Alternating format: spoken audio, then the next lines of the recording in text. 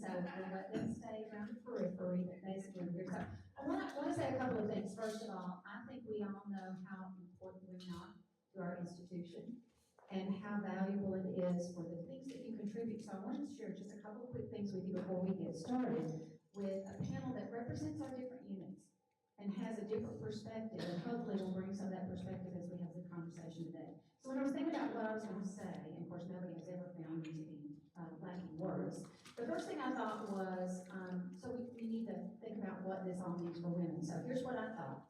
As I look out here, this is what I see in this room. I see a lot of wisdom. For those of you who are smart in all sorts of different ways. I see a lot of organization. You have to take care of things, not just at home, but at work and in a lot of other places. I see a lot of magnificence. I think sometimes you don't recognize it in yourself. I see a whole lot of excellence because you're outstanding at what you do. And then finally, I see a lot of necessity. I will tell you, and I think we all believe this university operates effectively and successfully because of those of you who are in this room. Because you take the time to make sure you do your job well. You make sure that you spend time doing those things that sometimes you like to put off and they can't be put off, and yet you do them regularly. So when we put this together today, it was, let's hear from people who represent all of us. Let's see what kinds of things they have to share with us, and I guarantee you'll be going, yep, that was me, that's what happened to me, and oh yeah, let me tell you what else happened. So we're excited to be able to do this today. The other thing we're going to get from you, maybe not necessarily today, but certainly going forward, is what else should we be doing to support women on this campus? What are the kinds of things you would find valuable? What could we share with you that you would say, that's exactly what I've been needing all along? So I'm going to turn it over to somebody. Lord Hughes. And she's going to, can you tell I'm not organized here? And she's going to make everything look like it's organized from the very beginning. So there you go, Lord Hughes. Thank you.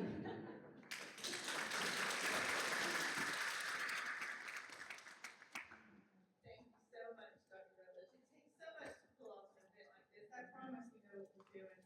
And we've got a lot of moving parts here. Thank you so much to everyone who's here with us today. I just had to kind of take a moment and step back and acknowledge all the talent in this room, which just, I think, echoes what Dr. Rutledge shared. And I'm wondering, how's the university running out there? Here, that's pretty impressive. I love to see it. But the turnout, I think, speaks to the interest and speaks to the need with holding these types of sessions. So we're incredibly thankful for the time we've spent to be with us here today. We're also live streaming, so we've had folks joining us today that weren't able to join us in person. We're excited to have them too. And I just can't share enough about how excited we all are about this LeadHERship initiative. And there's a lot more coming. So what we plan to do is provide regular opportunities to come together like this, and maybe looking a little different, maybe some virtual, whatever might work best, to provide these type of opportunities for network, for collaboration, for development and building competencies among 3 different paths.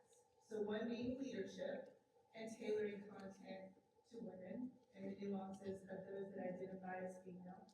A second being self-development and everything that goes along with that. And then also mentorship and how important mentorship and sponsorship is in our leadership development. So we're really excited to create additional opportunities. We'll be rolling out curriculum in the new academic year. So keep looking for those announcements. But what I'm most excited about today is hearing from the panelists. I am honored to moderate the event today, but I'm really looking forward to all the good stuff that our panelists are going to have to share today. And before we jump into it, I'm going to share just a few informational items to give everybody kind of an understanding of what's going to happen today and what you can expect and how you can engage. So first, as I mentioned, we are being live streamed. We'll be able to take questions from those that are live streaming and from those in the audience. So we've got a set of core questions that our panelists will each speak to. But we also want to hear and know the types of questions that some of you may have. So you'll notice on your tables you've got some note cards. The pink note cards are for questions. If you have a question that you'd like to be considered for the panel, we'll get to as many as we're able to. Write that on the pink note card and raise your hand up in the air when you're done with it. There's not a specific time, just when you're done with it. Because we've got a team member here with us in the back, Logan Rager. Logan, raise your hand. Hi. Logan's gonna be looking out. So he's a member of the HR team. We're so thankful to have him today. He's gonna be looking around, and if you raise a pink card, he's gonna make his way over to you and collect them and bring them up to me. And when we get to the portion for audience questions, we're gonna try to move through those. We're also trying to save time for questions from those that are live streaming, as we're able to do that. You also might notice you have sign-in sheets on your table, so please use those. We want to make sure we have good representation of those that were able to join us today. We'll also be sending feedback surveys, because we want to know what you thought about today's session, but also what you're looking for in the future from a development initiative like this. So please make sure to sign in if you have it, and pins on the table to help you. There's also, I neglected to mention, different colored note cards. Hang on to those. Those are for an activity at the end, and I'll share a little bit more about those when we get to that portion. But last, and maybe more importantly, we just want to keep today casual. So as you need to get up and help yourself to seconds or thirds from the buffet back there, or get some more drinks, or excuse yourself for whatever reason, please feel comfortable in doing so. All right, so without further ado, I'm going to transition into just identifying who we have up here on our great panel for today that represent various perspectives of the university and different functional areas of the campuses that I already shared.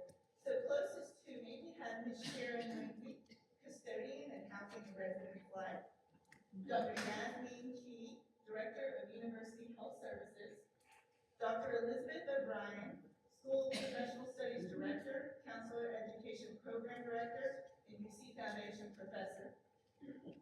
Laurie Milnick Allen, Executive Director of the Arts-Based Collaborative, Professor of Practice, and LeadHERship Chair of Excellence in Arts Education. And last but not least, Kat Mortensen, Associate Director of Residence Education and Housing and Residence Life. We're very excited about the different perspectives that each of these individuals will bring to the conversation today, and their willingness to do so. It's no easy task. So what I'd like to do now is just hand it over to them to do some additional introduction, maybe share a little bit more about their role on campus and the perspective that they'll bring to the conversation today. And I'll start, I'll let whoever would like to speak first. I guess I'll go ahead and start on the end of the table. You know. So as Roy said, Kat Mortensen, I serve as Associate Director in Housing and Residence Life. For me, a little unique perspective is I moved and started here in June 2020. So don't recommend moving in the middle of a pandemic. So I had completely different experience on another Housing and Residence Life campus as everything shut down, and then coming to walk into what we had done here and where I could help pick up and move forward. And so that was an interesting and unique piece to my experiences, is I not only have what we dealt with here, but on a previous campus, and some of the experiences that I had there as well. I'm Laurie Allen, and I'm going to be thinking through the perspective primarily focused on service to the community, but other perspectives I'm going to be thinking about. I'm a first-gen high school and college graduate, and that's something that has always stuck with me as I've pursued different opportunities here on campus. In addition to, so I've been here since 2009, so I can't necessarily say I'm the youngest of anything anymore, but I can say that in my various roles here on campus, I'm very honored to have been the first female in a lot of the roles that I've been. I'm the first female executive director of what was the Southeast Center for Education and Arts, now Arts-Based Collaborative. First Chair of Excellence in Arts Education who's a female, and now Challenger Center too. And that's very humbling. And I think about that in terms of a first, but also thinking about making sure that I'm not the last as well too. So I'm really thinking about that perspective from community service, coming from this background as a first gen, but also first in other regards as well too. I'm Elizabeth O'Brien, and as my colleague shared, we're all friends UTC campus. I'm really thrilled to be here. My perspective is coming from an academic affairs perspective. I am a professor here on campus. However, when the pandemic began, I actually was also serving as the executive director of the counseling center here on campus. And so Dr. King and I had lots of conversations about that transition in March. So I will definitely be coming at this from more of a mental health perspective and thinking about the impacts of mental health.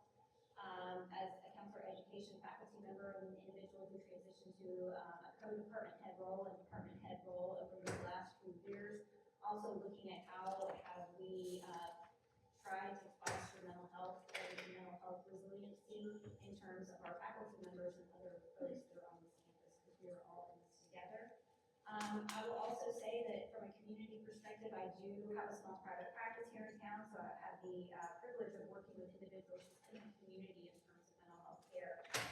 And then a final perspective, during the pandemic, I actually served as a board member of the American Counseling Association. So watching this from our local level, but then also watching it from a national scale and seeing how mental health care was impacted and evolved during this time was really fascinating.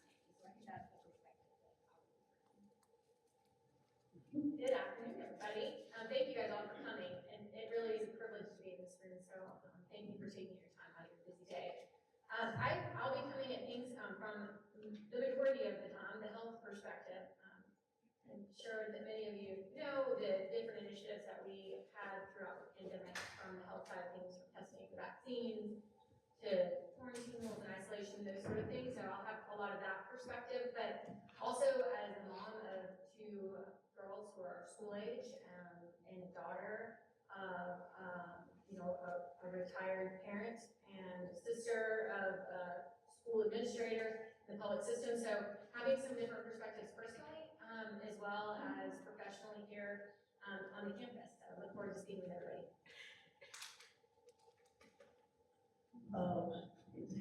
Y'all bear with me, I'm nervous.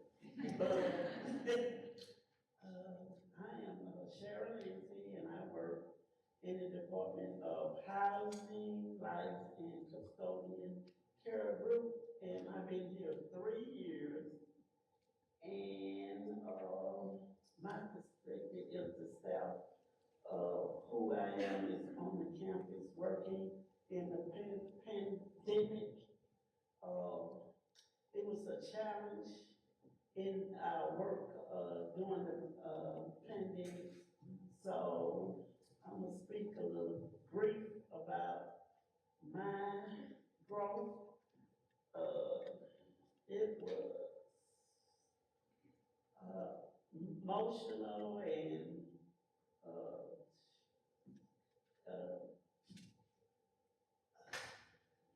let me get this very big. Got nerves. It was emotional and physical, and it was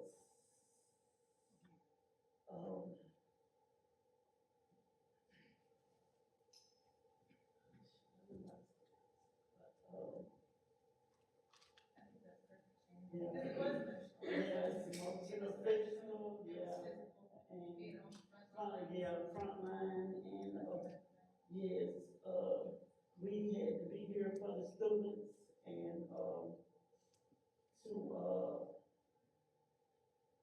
and another thing that I caught COVID twice, so it was really kind of like really hard.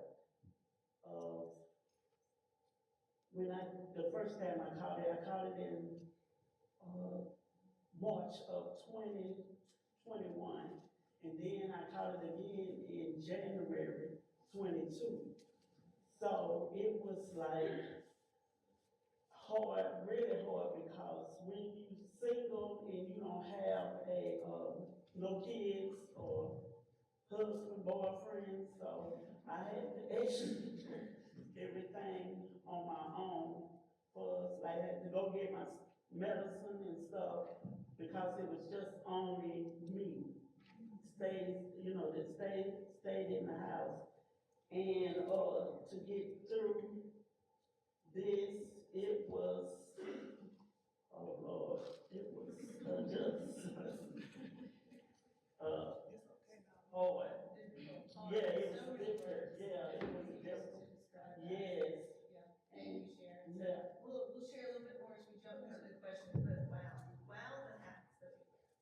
And the hats that each of these women up here wear, and the different perspectives that they're gonna be speaking to us from. everybody who's being so willing to be vulnerable and to share with us today. So we'll jump into our first question. At first, I'd like for each of you to speak about the challenges that you experienced both in and out of the workplace during the pandemic. And what we'd like is for you to speak to them briefly and then transition into your realizations for growth. What were they and what was that like? Dr. Bryant, we'll start with you. Well, thank you so much. I don't recall the last time I actually got called on in class, so thank you. We went to a faculty member.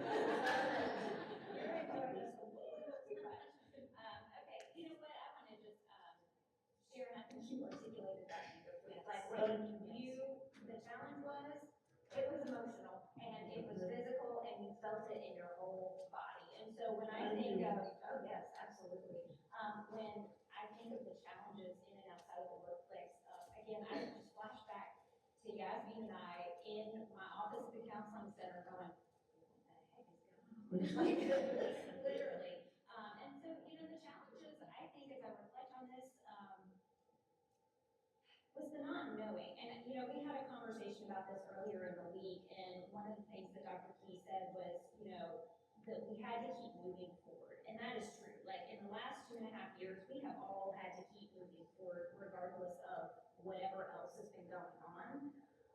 But as a person who likes to have a semblance of control, which you've met me, you know, the reality is there had to be a baseline.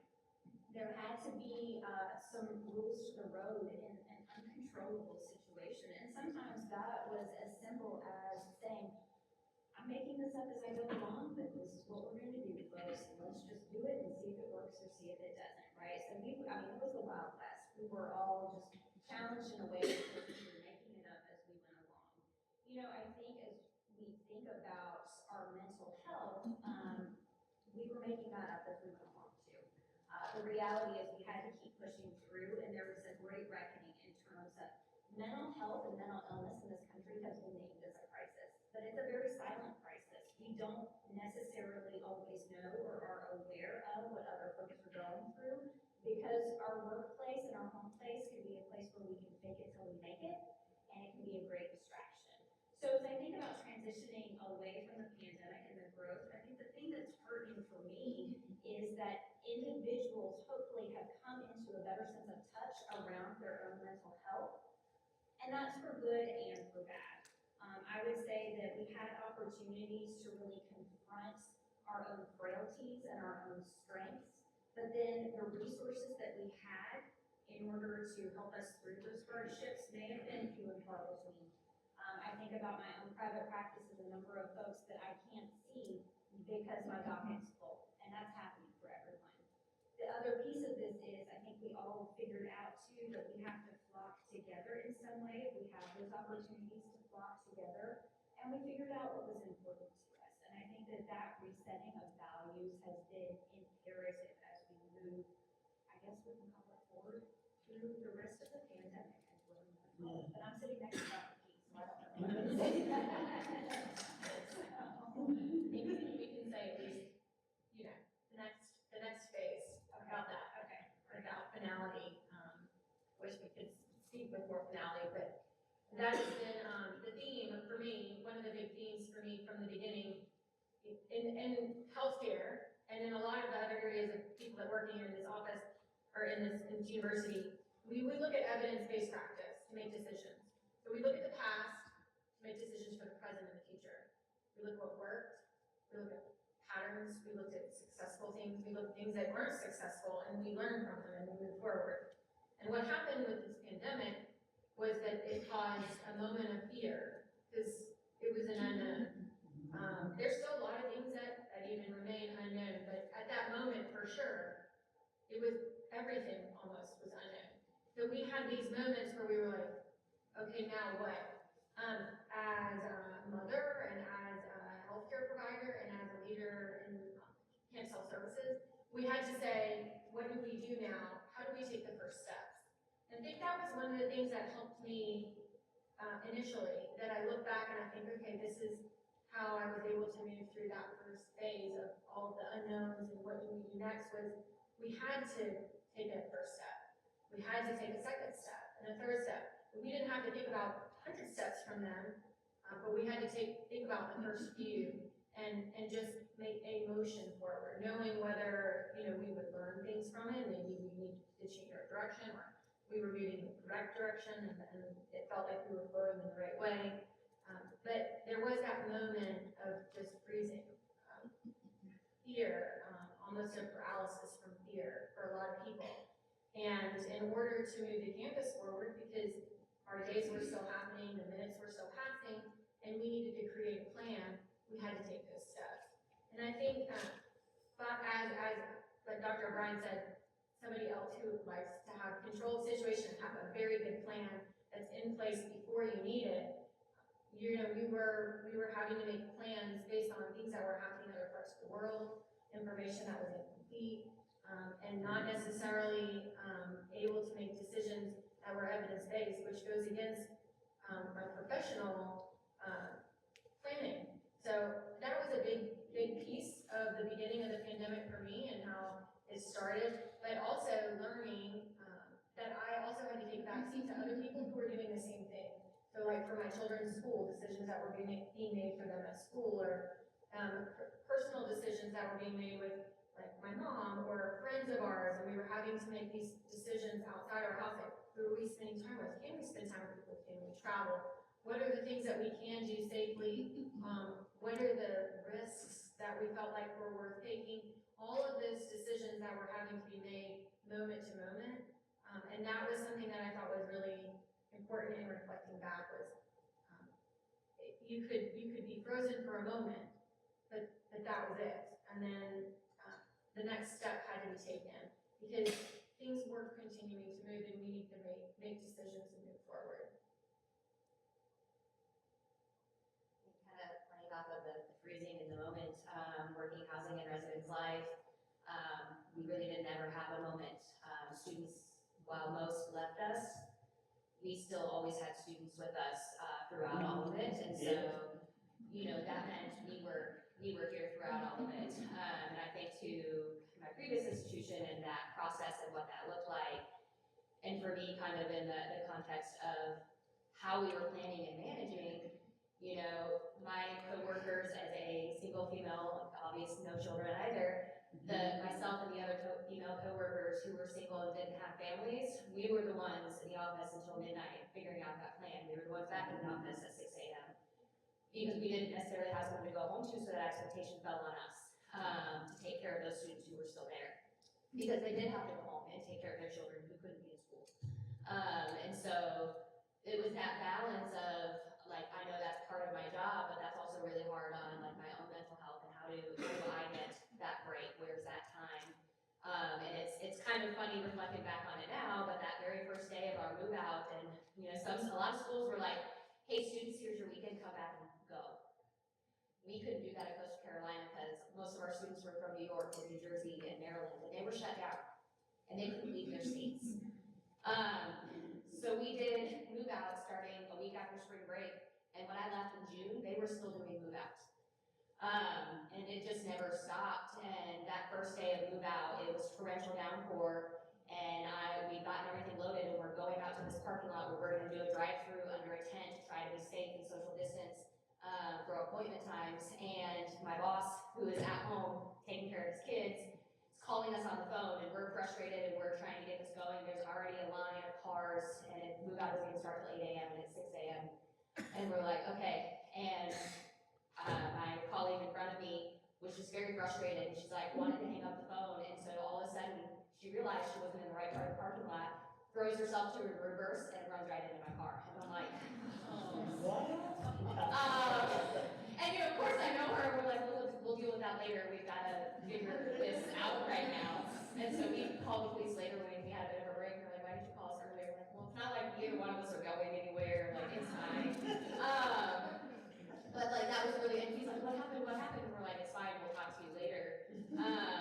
But it's one of those things of how do you be there in the moment when others aren't necessarily there in the moment, and be there for your students. I think the other hard piece is supporting that staff through their fears.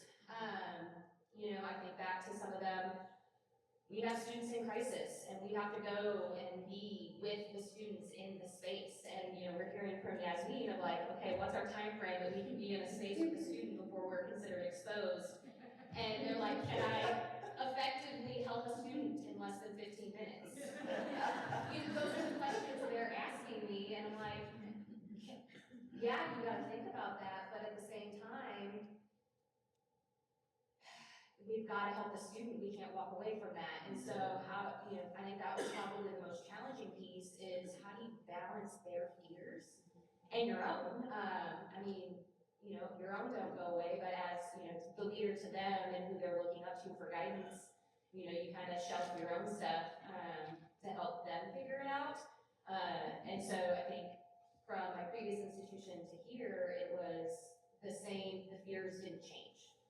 The school, the structure, what we were doing and how we were managing might have changed, but managing the staff fear, I think that was the biggest challenge and how to overcome that for me.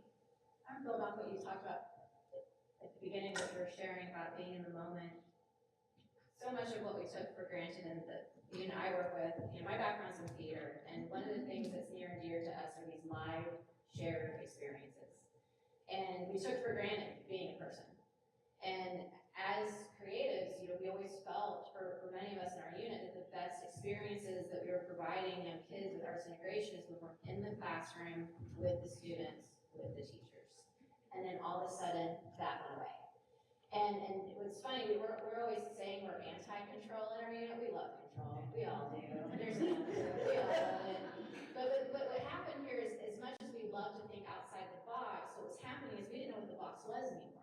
And so here we are thinking through all this uncertainty, and we're an externally funded unit. We're used to the uncertainty. We're not sure where the funding's coming next. We're used to that. And with my upbringing, I'm very much used to, like, you just don't know where the support's gonna come, but you just gotta have trust and faith that people are gonna believe and love what you do. And that's, if you've got that and you know what you're about and you know your why, that's gonna hold you steadfast. And so that we were able to hold on to. The only thing that we knew that we had was iPads. And we're going, okay, we have tablets, we have technology, we don't know what to do with any of this.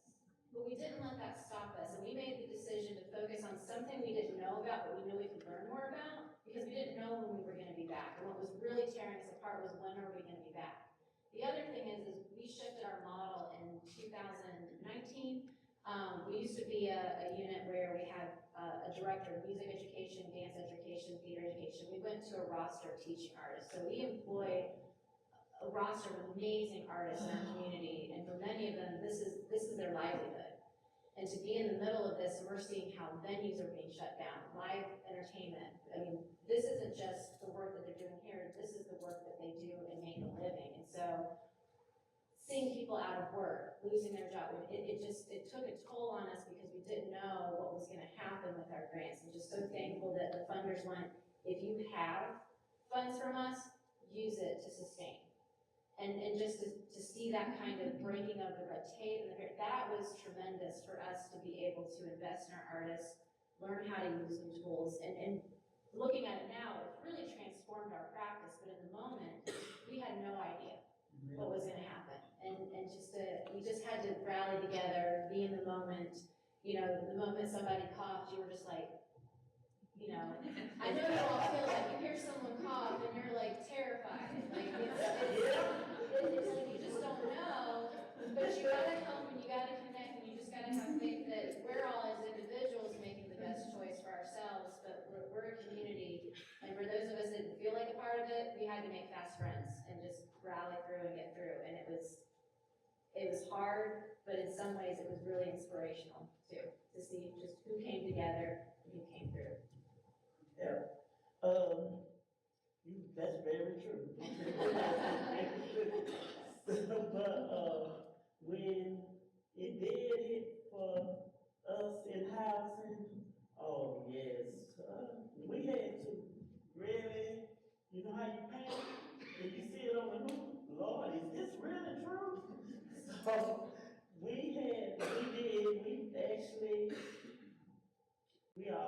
me and our staff, we actually came together and come together and we started spraying and wiping down and messing up and it was just, you know, emotional, like I said, mentally and emotionally and mentally, and we just had to do what we had to do for these students to, come back when the doctor or whatever said that they could come back and just as well as us to take care of ourselves, to, uh, take care of ourselves as well to come back and, do for our kids and all of us, each other, to, come together. Thank you to each of you for sharing. I'm sure a lot of us in the room can connect with a lot of what you shared today. I think that's why it's so important to come together and talk about those lived experiences and those shared experiences. So what we'd like to do now is have each of you speak a little more specifically about actions you took or strategies you implemented to overcome some of the challenges, specifically from the perspective of someone identifying as female. Well, like I said, I had COVID twice, and by me being a single, person with no kids, so like I had no one to, but myself. So I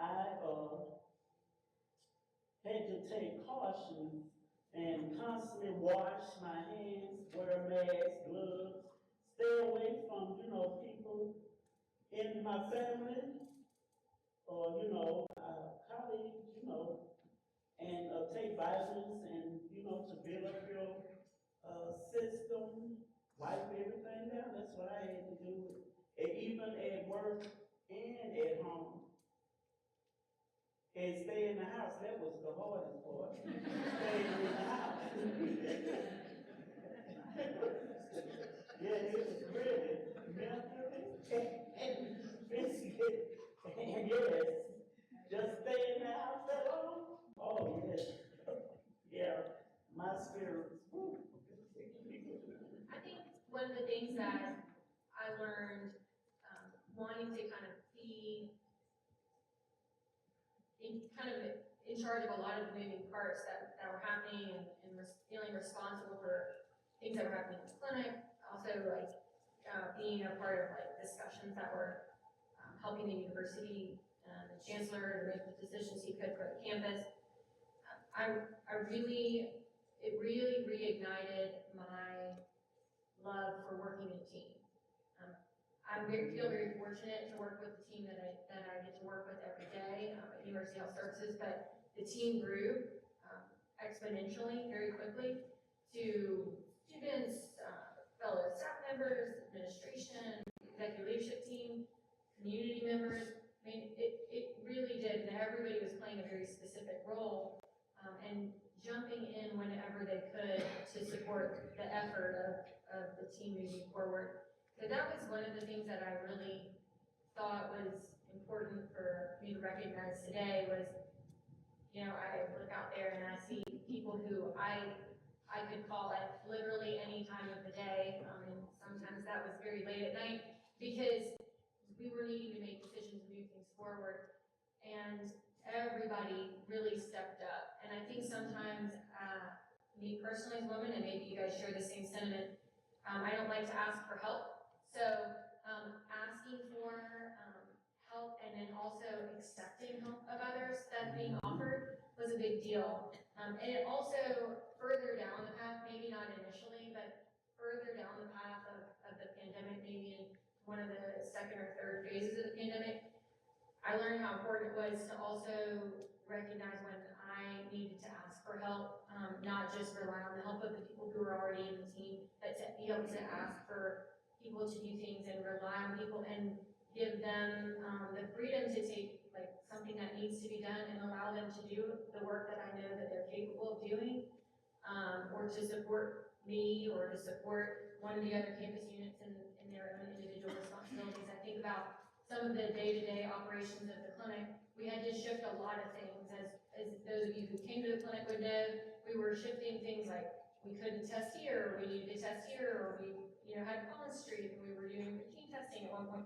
So there were a lot of different parts on different areas of campus that we really had to have a lot of different leaders to be able to run those different operations. So the teamwork piece was really big for me, and relying on other people and everybody playing their individual roles, and then playing roles that they didn't anticipate they might have played, and then also the self-care piece of saying, okay, I need to recognize when maybe I don't have as much to give in one area and somebody else does, and just appreciating that about the people that were among us during all that transition time. I think I would echo that in terms of, I think the two words that come up for me as I think about personal experiences as a professional on this campus, professional woman on this campus, and as an individual who works, with a nonprofit with my professional organization, but then also as a daughter, as a wife, is the notion of trust, that I have to trust that you are going to do what you need to do. And also acknowledging within myself that sometimes I take a whole lot more responsibility for things than I need to. And that really, for me personally, can weigh down on my own mental health because I can't do anything past what I can do. And so relinquishing that control is coming in. But, relinquishing that and allowing myself to take responsibility for the things that I could, and then also trusting other people to take responsibility for the things that they needed to. So within academic affairs, particularly the summer of 2020, I feel like we rewrote our schedule for fall like 3 times that summer. I maybe misremembering that, but I swear I think we did. And, really being so grateful to the faculty that I worked with and my co-director or my co-department head at the time, because we had to trust that everybody was going to do what they needed to do, and they always did. And they always did. Of course they always did, because we trust each other, right? I moved to Chattanooga, my husband and I moved to Chattanooga 14 years ago, and we're the only sort of biological family we have in this town. We have the family of UTC and that sort of thing, but being far away from your family, his family's in California, my family's in West Virginia and Europe, that was really challenging. And to have an ailing parent who passed away during COVID, and having to trust that extended family would step in where sometimes I couldn't because physically I was far away, or, we never know who was being exposed and things like that. Again, having to trust that network would come together in some form or fashion, even in ways that we didn't expect. And I guess, from, again, that mental health perspective, my hope would be, and this is part of resilience building, that folks found their network in the ways that they needed at the time, which wouldn't always necessarily be the ways that we would ask for. But my hope would be that they appeared, even if it was they appeared sometimes for me like my cherry tree. And I was like, look, my cherry tree, let me appreciate this moment of my cherry tree blooming. And I'm here for spring because I've walked down, so now I can see it every day. So yeah, I guess that would be what I would say. I think the cherry tree living, celebrating the small wins as big wins is something that I've learned a lot. I lost my best friend during COVID. I don't know if many of you knew Dr. Joel Baxley. He got very ill, and I remember when we went back, we were going from campus to working remotely, and I remember just feeling, we're all just gonna go home and be safe. Knowing now that that was the last time I shared a physical space and connection with him, that's just devastating to me. Mm-hmm. But with that, I have always, work has always been my family, and I need to change that. Not that I don't love y'all, but for somebody where I didn't grow up, I grew up with a lot of love, but when it came to like finances and resources, I had to create my own net. Education has always been, is my opportunity, and I'm grateful for the things I've accomplished, but I put so much emphasis on that, and working and achieving, and trying to open doors for others that I forget to enjoy. And I forget to, like, I don't have a hobby. People are like, what do you do? And I'm like, I read about this. And I'm like, that sounds like your job at home. And it is. I love what I do. And so finding those boundaries have been really difficult. I found that in the pandemic, I was so focused on making sure that everyone was okay that I forgot to take care of myself. And that's something I'm not gonna sit here and say, I have strategies for that. I don't. But I think the best strategy is for us to be honest with ourselves, but also not to beat ourselves up for that.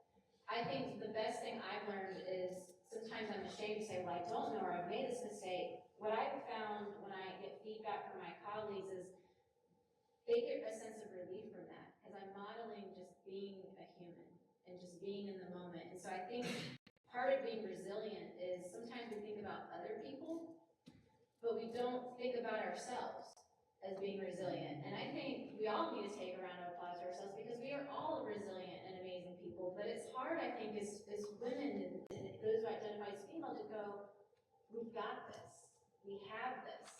Because there's this voice in our head that says we can't celebrate ourselves and own it for ourselves because it's selfish and you're not supposed to do that.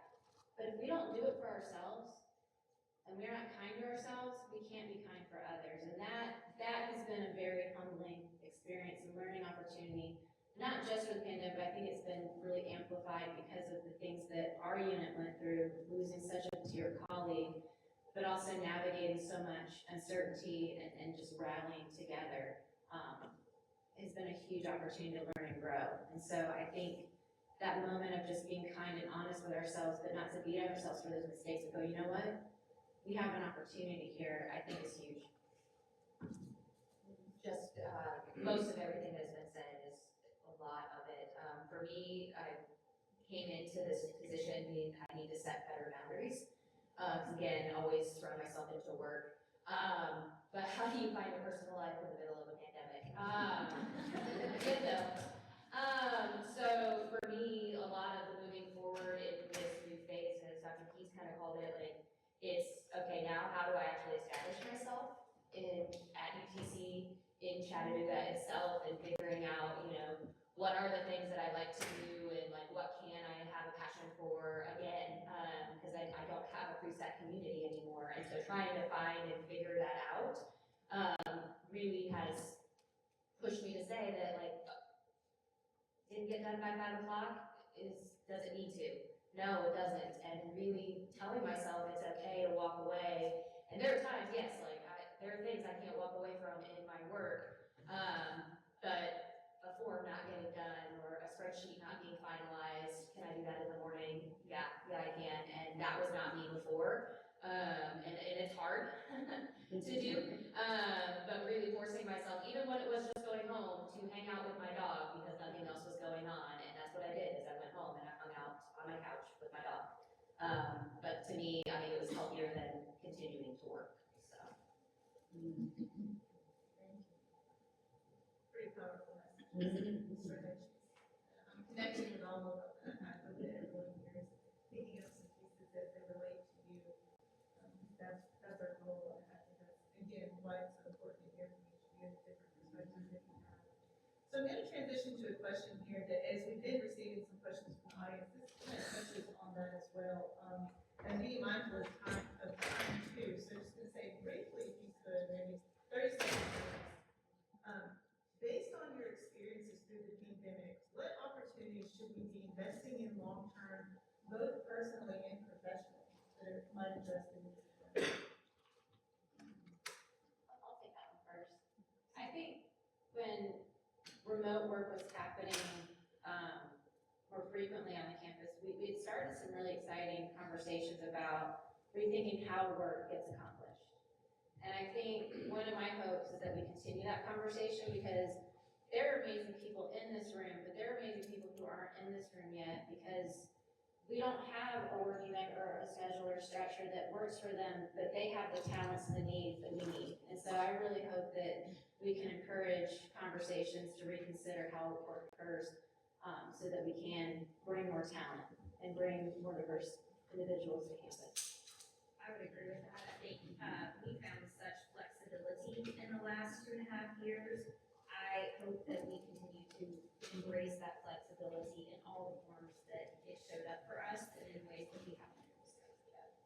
Yeah. Mine is that we didn't have the opportunity to work from home. So that means we had to be here almost 24/7 in a sense, because it's all about the students. So we had to, like clean halls and, also the students that stays on the campus, we have to, make sure the rooms and stuff wipe down, and do what we needed to do for, the students. And I felt like we should, have, cause we are short staffed. So I felt like we should have just, look ways to, let us have like 4 days if it did come again, and, at least to have a day or two off, or to take care of ourselves too, just as well as the students. So to me, that's where my opinion, I think, because we didn't have a chance to have a day off or get a breathe because we were short in staff, and, we had to do what we had to do for the students. I think I can echo this similar, we really did think outside the box, as a community, nationwide even, of just different, we could do things a little bit differently than we had ever done, and, sometimes we make changes out of necessity, because time has come, or this doesn't seem to be working anymore, but we don't often maybe make as many changes if things seem to be working okay. So I think just challenging ourselves, to think of new opportunities and changes that could occur that would better a situation, even if the situation isn't in a negative spot. So not just necessarily changing things out of a draft because things aren't working well, but also looking at different ways, because it may meet different needs. Like it may improve employee satisfaction, or it may improve student experience, or it may improve, quality of life or self-care opportunities. And so I think finding pockets, and opportunities for those types of changes could be really critical moving forward, and things that we, instead of being forced into a change like we were with the pandemic when we locked down, we're like, well, we still have to teach classes, or we still need to be able to provide services, then finding these opportunities where we haven't been pushed into the need for change, but look for opportunities to do that. And I would say, we were forced to examine ourselves during the pandemic, and there was lots of talk about what's broken in higher education, what do we need to fix. But we've all now reverted back to, okay, everything's back to normal, and we're still doing those broken things. And so I think we need to really take a step back and examine what was the problem back then, and actually start to fix those things, because we're gonna continue to lose people, we're gonna continue to have people who get burnt out, who cannot take care of themselves, because we're reverting right back to what we were doing pre-pandemic, and that's not healthy. So we need to look at new and innovative ways to continue higher education, because we're at risk of phasing ourselves out if we continue that way. Yes. Yeah.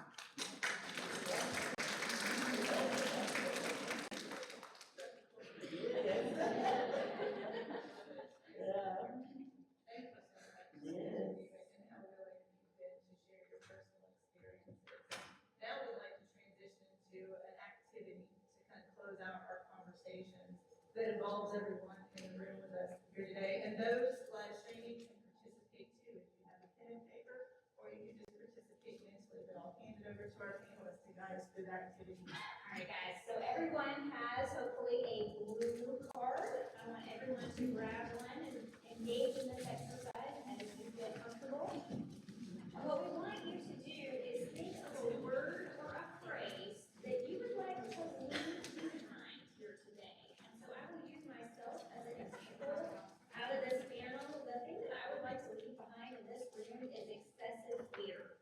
Fear serves a purpose, but excessive fear is paralyzing. And I want to leave that behind. So think about a word or a phrase that you need to leave behind in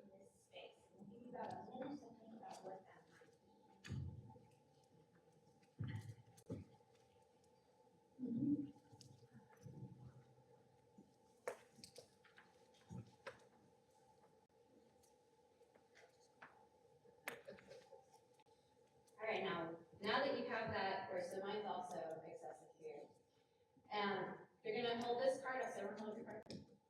You're gonna crumble it up. Crumble it up. And then with a sound, not words, I know words are tempting, but with a sound.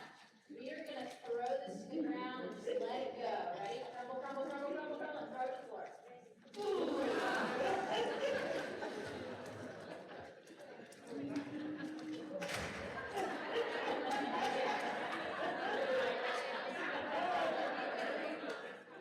And I want you to take a moment before we think about what's next. Think about that moment with that laughter that just filled the room. How healing it was, the goosebumps you might be thinking about. Just live in that.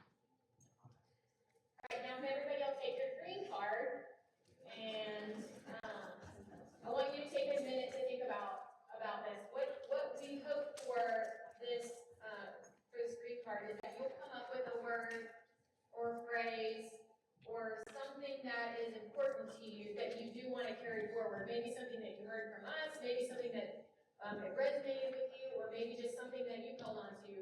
I liken this to like a word of the year. Like that's something that I do every year. A word that I commit to. I kind of think on the word and pick a word. So similar to that, what would you like to take into this next phase of the pandemic and into hopefully the future that you really want to hang on to? Something that instills hope or peace or excitement or whatever it is that you feel like you need to take moving forward. I want you to write that on the green piece of paper when you're ready, and then what we'll do is when you're done with your piece of paper, you can flip it over and you can leave it in the middle of the table. And then Lori and her great colleagues are going to come up with a way to commemorate these words that are used. So this is something that we would share out. If you want to just keep your piece of paper though, if that's not something you want us to have, you're welcome to keep it instead. But if you'd like to participate in that and then leave it in the center of the table, we'll collect it for to memorialize kind of this moment.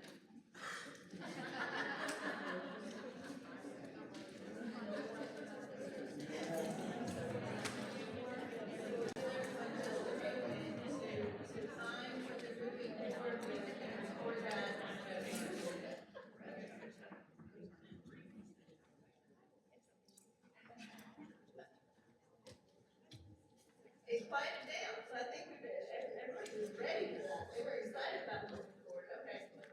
Wonderful. Thank you so much, everyone, for being here. Thank you, thank you. It means so much to see this kind of crowd with these events and how meaningful they can be.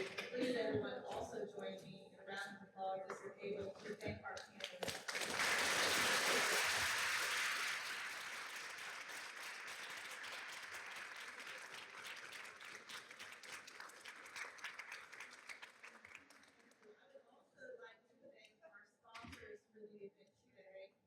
The wonderful group of chairs that makes everything possible. We've got Dr. Valerie Rutledge. Dr. Amy Stalka.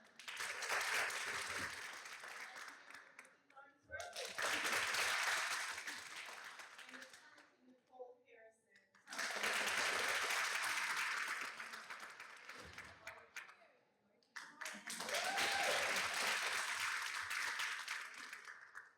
And also our sponsors for the event today. They made it happen financially and logistically, which is a lot of people, but specifically Dr. Jerry Hale.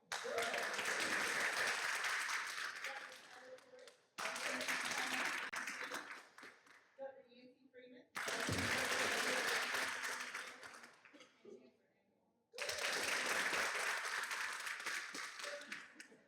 this initiative that was so incredibly appreciative of. And last but not least, a fun activity. We've got some door prizes, and we thought with a room this large, how do we do this? So we came up with a unique way. We've got a lot more, so in future sessions, don't worry if you miss out on stage. We've got some great things coming. Veer and her team and Dr. Rutledge, they really went above and beyond and pulling together some items for this event. But what we'd like to start first is at your tables where you are, identify who our newest UTC mock member is at the